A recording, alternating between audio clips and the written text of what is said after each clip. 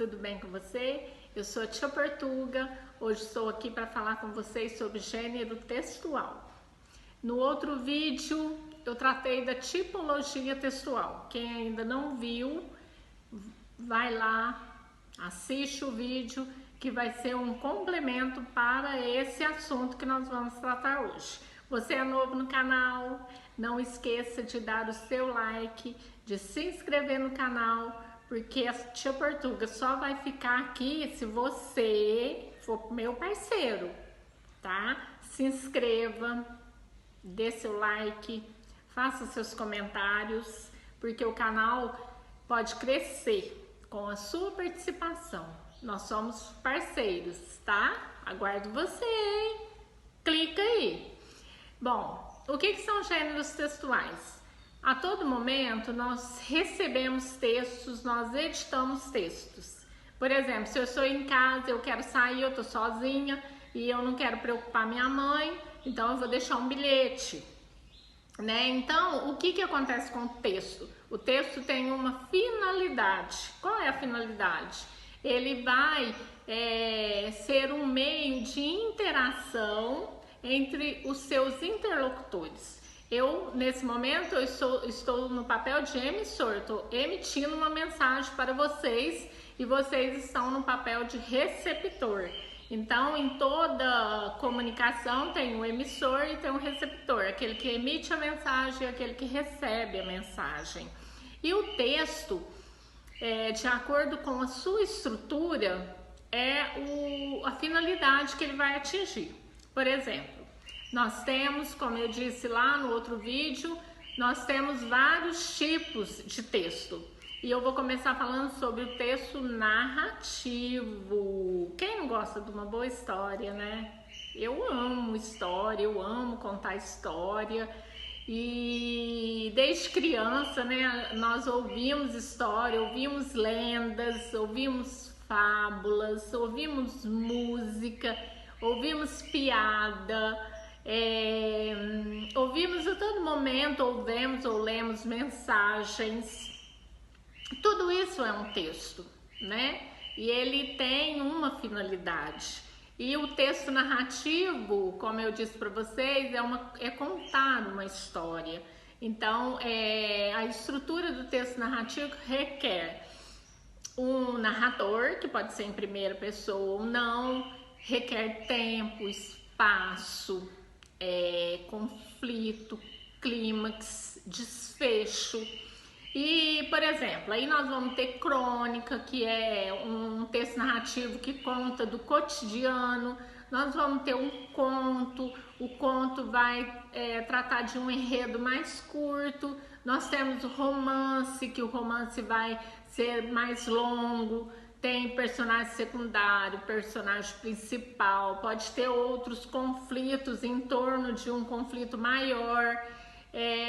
Nós temos a fábula, né, que são histórias onde a personificação de animais, os animais passam a ter, falarem, personificação mesmo, eles vão ter características humanas.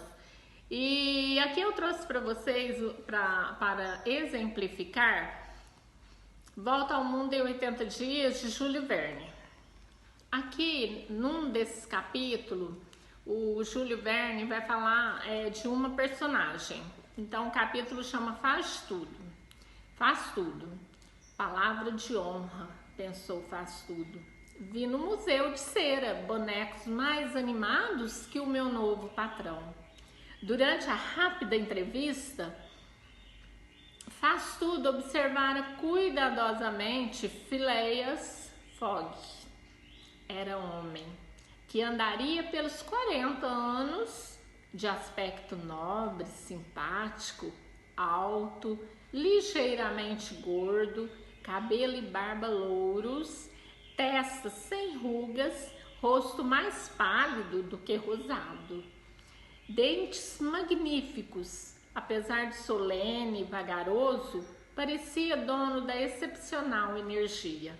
Então aqui nós temos um livro que ele utilizou, Júlio Verne utilizou a estrutura maior, que foi a narração, mas ele incorporou a descrição. Então, o que que acontece? A descrição, ela vai enriquecer o texto. E a todo momento nós estamos usando a descrição. Então, é mais um recurso. Mas a estrutura geral desse livro é narrativo. Mas ele dialogou a narração com a descrição.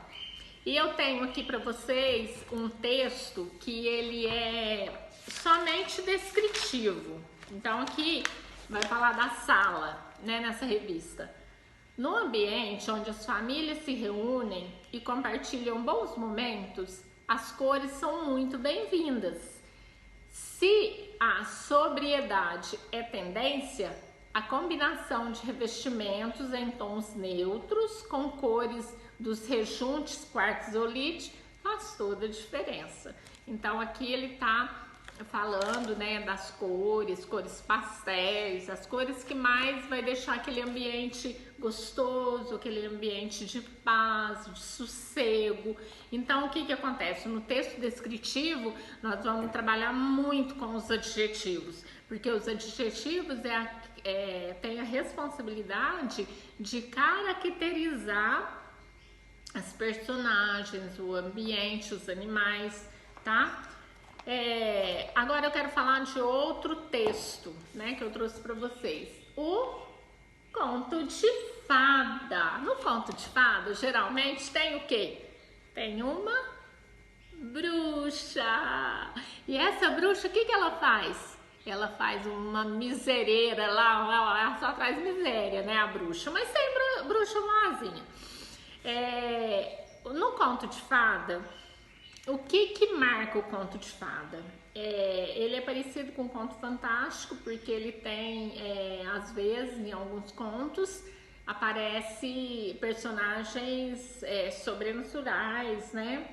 E no conto de fada, a marca principal do conto de fada era uma vez um lugarzinho no meio do nada, com sabor de chocolate, com cheiro de terra molhada. Então, era uma vez, é uma marca principal do conto de fada. E ninguém esquece, né? Conto de fada marca criança, marca adulto, marca jovem, marca adolescente, e é gostoso demais, né? E outra coisa que eu quero falar para vocês é do texto injuntivo. Lembra? Tia Portuga falou lá no outro vídeo. Texto injuntivo é instrucional. Na minha época, há muitos anos atrás, minha época é duro, né? O texto era só instrucional.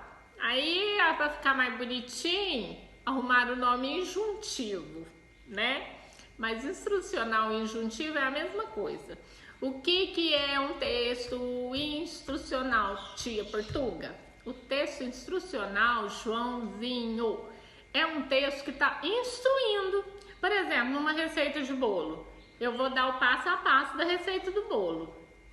3 colheres os ingredientes, 3 colheres de Nescau, 2 colheres de leite, 1 pacote de farinha. Então, aí depois vem o modo de fazer. Coloca no liquidificador o açúcar, a manteiga, os ovos, a farinha. Isso é um texto injuntivo ou instrucional, porque ele está instruindo a alguma coisa.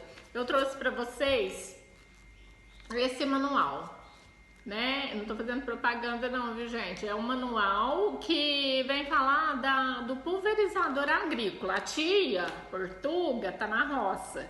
Então vocês não estranham, não, se vocês ouvirem o cantar da siriema, o piado da minha calopsita tel e alguns mosquitos rondando por aqui, tá? É normal, é coisa de roça, tá? Então, aqui nós temos o manual, ele vai falar como funciona o manual, o pulverizador, como que monta o pulverizador, como ele monta, como a gente utiliza e tal, e blá blá blá blá blá blá. Isso é um manual, é um texto injuntivo. Nós temos aqui também o texto injuntivo, só que esse daqui não tá usando palavras, só imagem. Para que serve isso daqui? É instrucional, tá instruindo. Então nós vamos aqui está instruindo a pessoa como montar um ombrelone. Então aqui tá cheinho de passo, só que não usa palavra. Lembra do texto verbal e do texto não verbal? Texto verbal tem palavras, texto não verbal não tem palavra. E agora eu quero falar uma coisa muito importante. Tudo que eu falei é importante, né? Mas o que acontece? Que você tem que levar na sua cabecinha, né? Tem que fazer uma associação das coisas. Tudo na vida nós precisamos trabalhar muito com associação. E essa habilidade de associar é muito cobrada, entendeu? O aluno ele precisa dessa habilidade, ele precisa associar uma matéria de português com uma de ciências, com uma de geografia, com uma de matemática, né? Por quê? Porque as disciplinas, elas não estão guardadas em gavetas, cada um no seu mundinho, elas conversam. E assim como as disciplinas, elas conversam entre si, o livro também, os autores. Então, o que acontece? Esse livro aqui é lindinho para quem é criança, né? Fala de um lobo, e esse lobo, ele captura um menino, e ele leva esse menino para a toca dele. Aí, o que acontece? Ele pega e vai comer o menino, porque ele tá faminto. Aí, o menino, antes dele comê-lo, ele indaga o lobo: nossa, senhor lobo, mas você vai me comer o cru? Vou te comer cru. Ele falou: não, mas se você me cozinhar, vai ficar muito mais apetitoso. Aí o menino é tão inteligente que ele pega e faz o lobo e compra alguns ingredientes para fazer uma sopa de menino. E aí o que acontece? Ele passa algumas receitas para o lobo, e eu acho que são 3 receitas, e nenhuma dá certo, porque precisa do sal, e sempre o lobo esquece o sal. Aí um dos bolos é o bolo de menino, aí ele fala os ingredientes, que precisa de um tamanho de um menino que você quiser, uma banheira e tal, e depois ele põe o modo de fazer. Deixa o menino vendo televisão no quartinho, bata manteiga, farinha. Então, o que acontece? Por que eu trouxe esse livro? Porque ele mistura a narração com o texto injuntivo, tá? Então, o que prevalece é a narração, mas ele traz para enriquecer o texto dele a tipologia do texto injuntivo, tá? Então, aí enriquece muito o texto. Então, a tia Portuga falou do texto narrativo, texto descritivo e texto injuntivo. No outro vídeo, a tia Portuga leu um trechinho que falava da Anvisa, e eu falei do texto expositivo. Então, o texto expositivo é usado em seminário, palestra. E o texto argumentativo, que é o vilão de 10 cabeças de todo mundo, e cobra em vestibular, Enem, por aí vai. Eu trouxe uma redação, eu fiz análise dessa redação de uma moça. Ela prestou para medicina, ela passou na Universidade Federal de Minas Gerais, o nome dela é Luísa. E eu vou comentar um pouquinho sobre esse texto para você ter ideia da estrutura de um texto dissertativo argumentativo. Então, um texto dissertativo argumentativo, ele precisa de introdução, desenvolvimento e conclusão. Igual o texto expositivo, também precisa de introdução, desenvolvimento e conclusão. Esse é o tipo de texto, né? Então, o que acontece? O texto expositivo, na introdução você vai apresentar a tese, no desenvolvimento a antítese. O que é antítese? Antítese é uma figura de linguagem. são ideias contrárias, tá? Então, antítese é uma figura de linguagem que significa ideias contrárias. E a nova tese é a conclusão, onde nós, quem for redigir a redação, vai apresentar a sua conclusão ou a solução para o tema ou o problema que foi exposto. Então, no Enem de 2019, foi colocado o tema democratização do acesso ao cinema no Brasil. A Luísa, ela faz a redação dela em 4 parágrafos. Ela usa o parágrafo mais longo. No primeiro parágrafo, ela vai apresentar a situação, a tese. Então, ela fala quando surgiu o cinema, o objetivo do cinema, a Constituição Federal, o que ela garante e a realidade no Brasil em relação ao cinema. Aí ela vai começar já a dar uma pincelada na redação dela para entrar no desenvolvimento, onde ela fala que há desigualdade, né? Aí no desenvolvimento ela vai falar da urbanização, ela vai falar da aglomeração de pessoas no entorno, né, dos grandes centros. Ela fala da falta, de acordo com a Constituição, que deveria prevalecer ou guardar ou favorecer as pessoas menos favorecidas com infraestrutura. Isso não acontece. As pessoas não têm escola, a saúde é precária e com o entretenimento, o lazer não é diferente. Então é isso que ela coloca. Num desses argumentos ela faz uma citação. Ela usa o Pierre Levy e ela põe uma frase dele que é: toda nova tecnologia gera excluídos. E dentro disso ela vai falando que no Brasil há os marginalizados geograficamente. Depois ela vai colocar mais um parágrafo que está relacionado ao desenvolvimento dela. Aí ela coloca que o cinema é caro, que as pessoas no Brasil, há muitas pessoas que estão desempregadas, que as pessoas não têm condições de ir ao cinema, que o cinema é coisa de pessoas mais favorecidas, da elite. Realmente, por exemplo, não são todas as pessoas hoje que têm acesso à internet, né? Não são todas as pessoas que têm o privilégio de conhecer a tia Portuga. Tem pessoas que não tem nem o que comer. Então, imagina se elas vão ter um smartphone, um tablet, um notebook. Não tem. Então, o dinheirinho que tem é para comprar alimentos. Então, a situação no Brasil em relação a isso ainda está muito aquém, né? Aí, voltando, nesse último parágrafo que trata do desenvolvimento, ela vai citar o Gilberto Dimstein, onde ela vai falar da cidadania de papel. Ela fala que o país está muito longe de garantir o acesso ao cinema e a igualdade, né?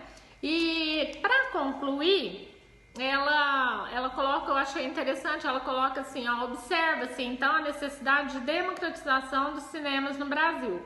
Mas, porém, contudo, todavia, entretanto, deveria-se fazer alguma coisa, e ela dá a solução para esse problema. Então ela fala que precisa ter maior acesso, construção de cinemas nas regiões da periferia, ingressos mais baratos, ingressos grátis para as pessoas que ganham menos que um salário mínimo. Então é isso, ela dá a solução para a temática, né? Então lá tá falando no tema democratização do acesso ao cinema. Pode, como? Assim. Então ela levanta uma nova tese, né? Aí ela termina que a igualdade social só será garantida nesse contexto, reduzindo a desigualdade entre a população. Então a isonomia, né? Ela só é garantida se houver o quê? Uma distribuição de renda, alguns ajustes para que as pessoas carentes possam realmente ter acesso ao cinema. Então é isso. Eu espero que vocês tenham gostado do vídeo. e que vocês façam os comentários, dê seu like, por favor. Ó, não esqueça de se inscrever para que esse canal cresça e senão a tia Portuga desaparece, tá? Você é feliz? Um beijo no seu nariz. Até a próxima!